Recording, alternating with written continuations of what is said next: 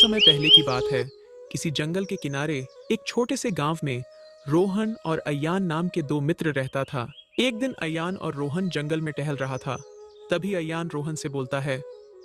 रोहन, क्या तुम्हें पता है, मैंने सुना है कि इस जंगल में एक जादुई गुफा है। जो भी इसमें जाता है उसे एक विशेष शक्ति मिलती है। उसके बाद रोहन बोलता है। मुझे ये सब ठीक नहीं लग रहा। लोग कहते हैं कि जो गुफा में गया वो फिर कभी वापस नहीं आया। फिर अय्यान बोलता है। अरे डरपोक, हम बस देखेंगे और लौट आएंगे। चलो, ये एक अद्भुत रोमांच होगा। फिर रोहन बोलता है। ठीक है, पर ध्यान रखना। वे दोनों गुफा की ओर बढ़ते हैं। तभी रास्ते में एक वृद्ध व्यक्ति उनसे टकराता है। वृद्ध व्यक्ति उन दोनों से कहता है। तुम दोनों गुफा में जा रहे हो? फिर अय्यान बोलता है। हाँ बाबा, क्या आप जानते हैं कि उस गुफा में क्या है? गुफा जादुई है, लेकिन उसका जादू केवल उन लोगों के लिए है जो सच्चे दिल से साहसी हैं। सावधान रहना, वहां हर चीज वैसी नहीं है जैसी दिखती है। तभी रोहन वृद्ध व्यक्ति से पूछता है। बाबा, क्या हमें अंदर नहीं जाना चाहिए?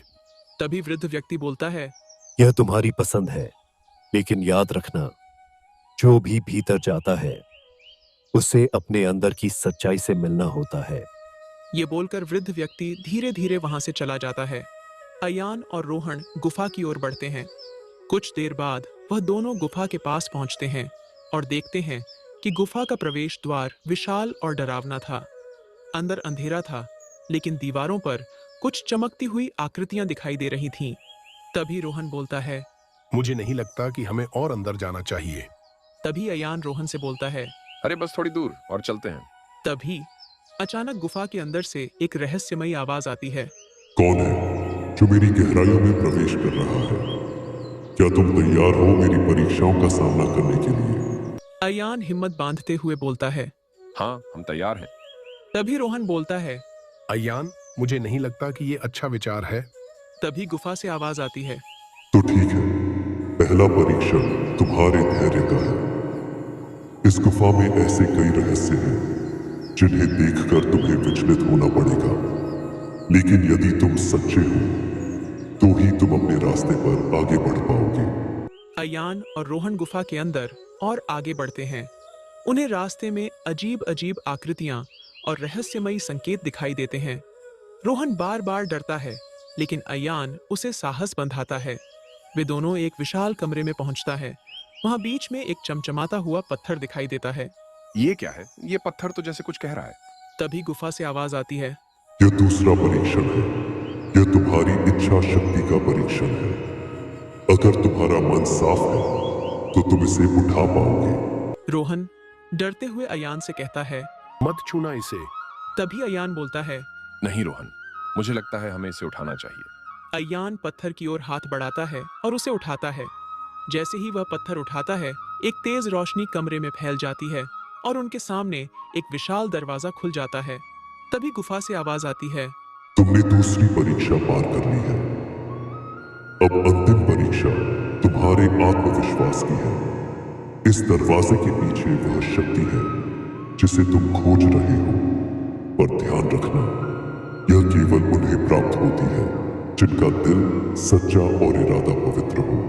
अय्यान जोश में बोलता है। चलो रोहन, हम करीब हैं। रोहन घबराते हुए कहता है। लेकिन अय्यान, अगर हम फेल हो गए तो?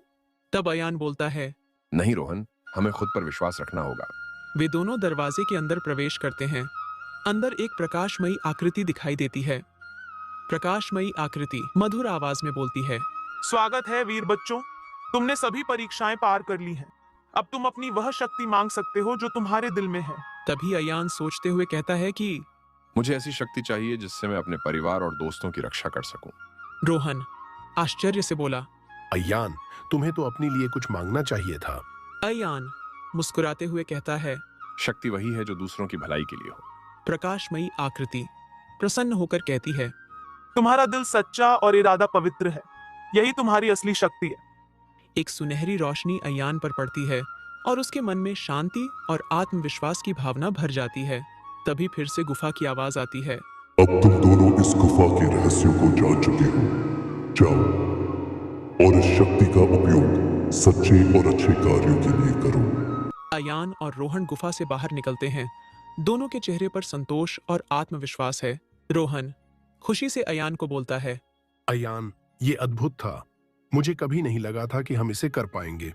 अयान मुस्कुराते हुए कहता है। बस हमें खुद पर और अपने इरादों पर विश्वास रखना था।